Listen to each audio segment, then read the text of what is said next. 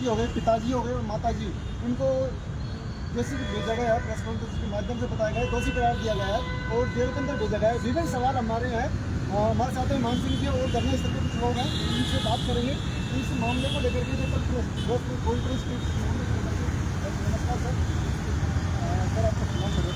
मान Singh sir IG के द्वारा प्रेस कॉन्फ्रेंस करी गई थी, उन्होंने माता, मामा और पिता को दोषी करार भी दिया गया और जेल भेजा गया। क्या कहना चाहोगे उसके बाद?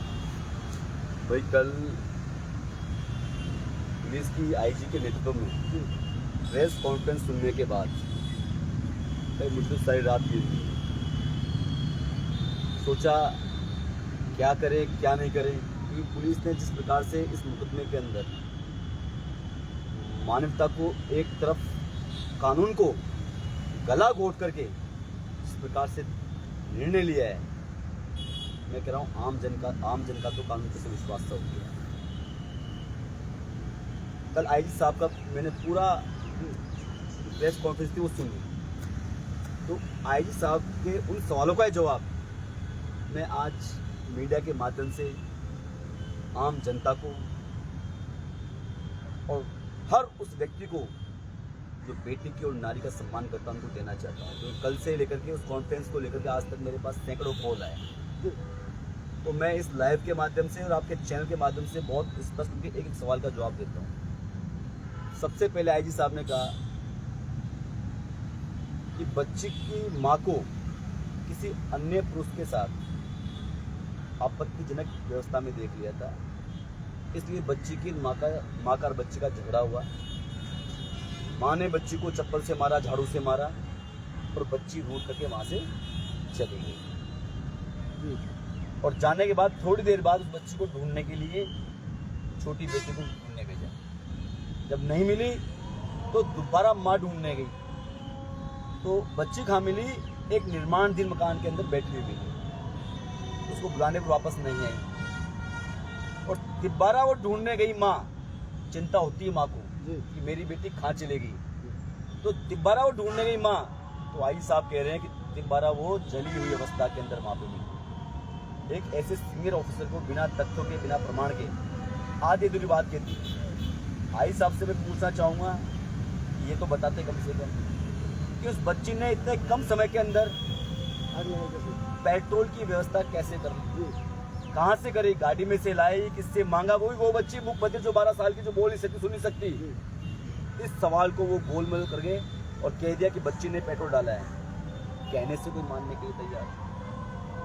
इस केस के अंदर पुलिस ने सिर्फ उस ताकतवर परिवार के व्यक्ति को जो राजनीतिक रसूख रखता है उसको बचाने के लिए, और इस परिवार ने अपनी आवाज को मजबूत उठाया और इस परिवार को फंसाने के लिए ये पूरी झूठी और मनगढ़ंत कहानी रची।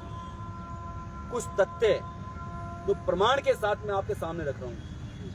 9 तारीख की ये घटना है और 10 तारीख को हिंडौन के अखबार के अंदर खबर आती है जो पुलिस के द्वारा दी जाती है कि बच्ची लाइट के चिपकने से झुलसी। मैं एक बहुत सीधा सवाल पूछता हूं जिसका जवाब 5 साल का बच्चा भी देते हैं।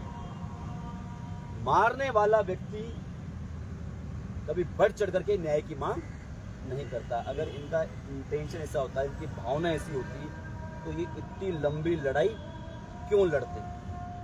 क्योंकि पुलिस ने मान लिया था कि लाइट से झुलसी है, इनका तो काम वैसे वहीं खत्म हो गया था। लेकिन जब जिस बाप की, जिस माँ की बेटी मरती है, उनकी आत्मा पे क्या बीतती है, तो वो लोग अपने दिल से पूछो जिनके घर में बेटी है। उसके बाद इन्होंने लड़ाई लड़ना चालू किया और हिंडौन थाने पर वर्त अधिकारी के सीओ ऑफिस में जब धरना दिया, उसी दिन इनके ऊपर दबाव बनाया गया अधिकारी के द्वारा कि आप इस लड़ाई को यहीं खत्म कर दो, नहीं तो आपको ही फंसा दिया जाएगा। सर मेरा एक सवाल, इनके पास कॉल भी आया था कि पैसे की इनको पर वो दिया आप था। हाँ, ये आप ही बताओ मुझे, कोई निर्दोष व्यक्ति किसी को 2 रुपए दे देगा क्या? इस ललित शर्मा के परिवार से इसके ताऊजी का फोन गया इस बच्ची के पिता के मोबाइल पर। थाने के बाहर बैठे हैं, विरोध का प्रदर्शन कर रहे हैं, धरना प्रदर्शन कर रहे हैं, और वो फोन करके बोल रहा है भाई आप इस धरने प्रदर्शन को मत करो, इस बात को यहीं खत्म करो और हम आपको प्लॉट दे देंगे और लाखों रुपए की पेशकश उन्होंने की। इन्होंने तुरंत कहा भाई हमें हमारी बच्ची के न्याय चाहिए, वहीं फोन काट दिया। उस नंबर पे आज तक जिस नंबर से कॉल आया उस नंबर का ट्रू कॉलर पे नंबर नाम आ रहा है क्या पाठक, अनीता पाठक, उनसे आज तक पुलिस ने किसी प्रकार की पूछताछ नहीं की। सर अनीता पाठक कौन है? अनीता पाठक की चाची ललित शर्मा की। और आई साहब कह रहे हैं कि जिस पर बच्ची ने 160 में बयान में नाम लिया था उस व्यक्ति से, ललित शर्मा से, हमने बहुत गहनता से पूछताछ करी है।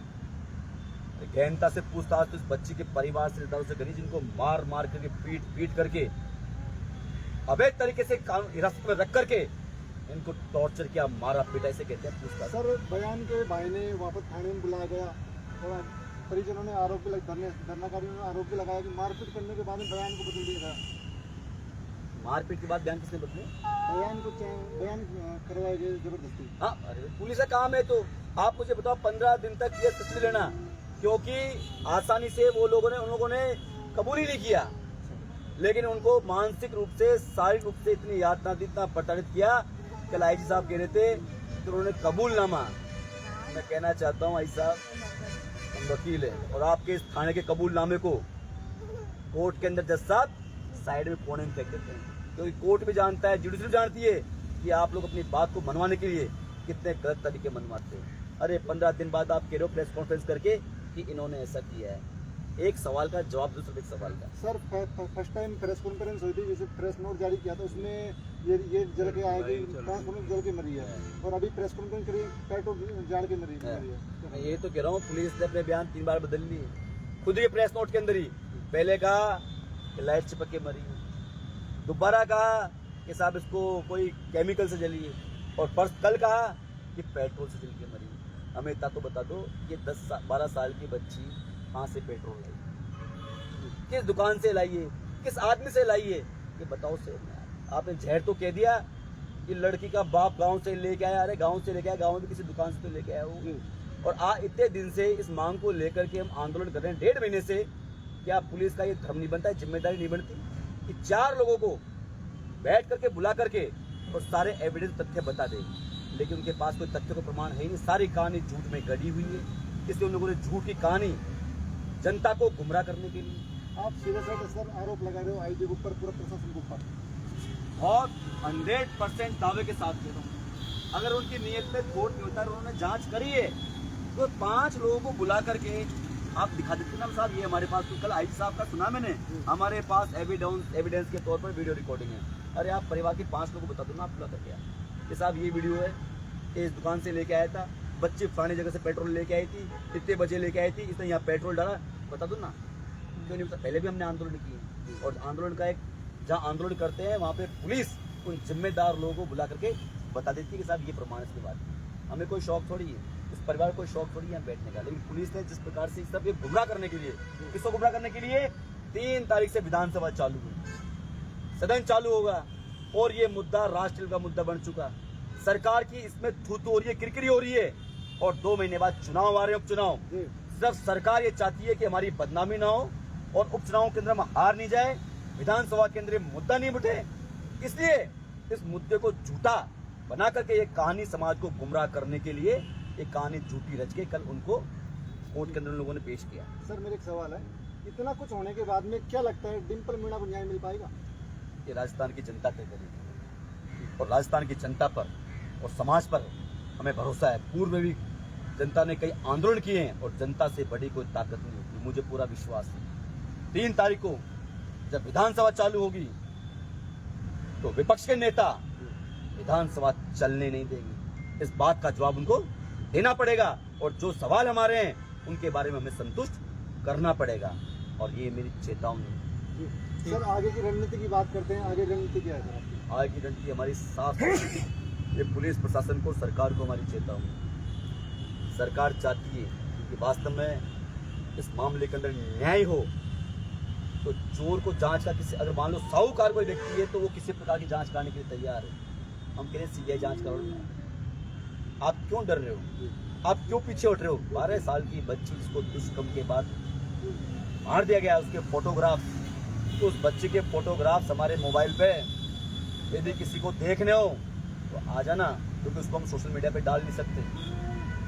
आप फोटोग्राफ देखोगे तो कोई भी व्यक्ति कह देगा इस बच्ची को पूरी प्लानिंग के साथ किस तरीके से जलाया गया। कमर से नीचे का पूरा पार्ट जला हुआ है और चेस्ट के दोनों ब्रेस्ट जो है वो जले हुए हैं, बाकी शरीर पर जलने का कोई निशान नहीं है। क्या कोई बच्चा है, कोई भी आदमी अपने ऊपर पेट्रोल डाल के आत्महत्या करता है तो यहाँ नहीं डालता, वो पहले सर पे डालता है।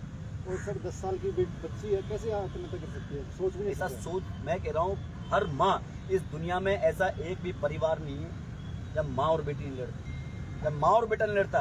लेकिन ऐसे छोटे से मामले के अंदर, और वो भी झूठा मामला, पुलिस ने कहानी रच दी इस तरह के आपत्तिजनक व्यवस्था। अरे आपत्तिजनक व्यवस्था मैं तो कहता हूँ किसी की हो भी ना तो भी कोई बेटी ऐसा कदम नहीं होगा। लेकिन पुलिस ने जिस प्रकार से एक ताकतवर व्यक्ति को बचाने के लिए और सरकार की किरकिरी ना हो, और उपचुनाव जो हो रहे हैं अभी 5 जगह पे राजस्थान के अंदर, उसमें चुनाव के अंदर इनकी सरकारी किरकिरी ना हो, इनके ऊपर उसका दुष्प्रभाव ना पड़े, इसलिए ये लोग 3 तारीख के पहले इस मुद्दे को खत्म करना चाहते थे। इन्होंने खत्म कर दिया इस मुद्दे को, और अब इनकी रणनीति ये रहेगी पुलिस की कि 3 तारीख के पहले कैसे भी करके इस परिवार को बलपूर्वक रात के अंधेरे में उठा करके धरना खत्म कर देंगे। लेकिन मैं इस लाइव के माध्यम से आम जनता से अपील करता हूँ, इस पुलिस की रिपोर्ट को और अखबार की रिपोर्ट को सच मान करके आंख मत मूंदो यार। हमें भगवान ने सोचने के लिए दिमाग दिया है, देखने के लिए आंखें दी है, विवेक दिया है। आप कल्पना तो करो कि ऐसे कैसे हो सकता है। कल आईजी का पूरा इंटरव्यू सुनना आपको। ये घटना किसी के समझदार व्यक्ति के किसी गले में उतरने तैयार नहीं, कैसे मानेंगे इस चीज को। इसलिए धरने पे हम तो बैठे, परिवार ने तय किया है, परिवार ने तय किया है, चाहे हमारे प्राण निकल जाएंगे। परिवार के सदस्य भीम सिंह जी, तो पूरा परिवार तो जेल के अंदर है, इन्होंने तय किया है कि चाहे हमारे यहाँ प्राण दे देंगे लेकिन ये अंतिम सांस तक लड़ेंगे। और इन्हें समाज से, मीणा समाज से, सर्व समाज से इन्हें उम्मीद है कि समाज आएगा, जागेगा और हमें न्याय दिलाएगा। सर आपकी मुख्य मांग क्या है? सीबीआई जांच की मांग होती है। क्या लगता है सर, सीबीआई की मांग मुख्यमंत्री मांग से जो कर सकता है? क्यों नहीं कर सकता? इस 12 साल की बच्ची से ज्यादा महत्वपूर्ण काम क्या हो सकता है? और कुछ 12 साल की बच्ची से महत्वपूर्ण, इससे बड़ा इंपॉर्टेंट, जब बच्ची को दुष्कर्म मार दिया गया और जनता आज तक गुमराह हो रही है, सही क्या है गलत क्या है, हत्यारे खुलेआम घूम रहे हैं, तो आप करो ना सीबीआई जांच। क्यों पीछे हट रहे हो? आपको किस चीज का डर है? अगर आप निर्दोष, आप करो ना उसका नार्को टेस्ट। हमसे कहा, इस केस के जो जांच अधिकारी ने हमसे कहा, मुझसे कहा कि हम उसकी भी जांच करवा रहे हैं। सच्चाई ये है कि इन्होंने जांच का उसको आज तक नोटिस ही नहीं भेजा। आईजी साहब कल कह रहे हैं कि हमने उसे सख्ती से पूछताछ करी। सच्चाई ये है कि थाने के अंदर उसको बुला करके कुर्सी पे चाय पानी बुला करके और फॉर्मेलिटी करके उसको वहां से रवाना कर दिया। अरे पूछताछ तो उस परिवार से करिए, पूछताछ तो उस परिवार के सदस्यों, रिश्तेदारों से करिए जिनको मार मार के थाने में बुला बुला करके टॉर्चर कर दिया। और 10 लोग तो ऐसे हैं जो आज जिन्होंने गांव छोड़ रखा है, अपने फोन बंद कर रखे इस डर से कि पुलिस हमें गिरफ्तार नहीं करते। पूछताछ सर करौली के अंदर भी आपने प्रदर्शन किया था, वहाँ पर कलेक्टर को ज्ञापन दिया था और उन्होंने बोला कि सीबीआई के लिए भेज दिया गया। क्या प्रोसेसिंग है अभी तक? उसने 5 दिन का हमने टाइम दिया था और 5 दिन का टाइम वो खत्म हो गया। और कल करौली के अंदर डिस्ट्रिक्ट हेडक्वार्टर पर सर्व समाज के लोग मीटिंग कर रहे हैं और आज की रणनीति तय कर रहे हैं कि हम सरकार को विधानसभा घेराव करेंगे या कोई बहुत बड़ा आंदोलन करेंगे। कि कल रणनीति हमारी चल रही है, उसके बाद हम डिस्कस करेंगे, लेकिन चुपचाप बैठने वाले नहीं है। सरकार सोचे चीख लेंगे, चिल्लाएंगे और चुपचाप बैठ जाएंगे तो ये दिमाग से गलतफहमी निकाल देना। लड़ना सिखा, लड़ते लड़ते मर जाएंगे, मिट जाएंगे, लेकिन बिना सच्चाई को जाने और बिना न्याय मिले हटने वाली नहीं। तो अभी आप देख सकते हो, मैं शहीद स्मारक में मौजूद हूँ। अभी मैं शहीद स्मारक में मौजूद हूँ जहाँ पर प्रदर्शनकारी और एडवोकेट मान सिंह मीणा जी से बात की थी इसी केस को लेकर के। इन्होंने सीधा साफ प्रशासन को आरोप लगाया है कि जो कल आईजी के द्वारा प्रेस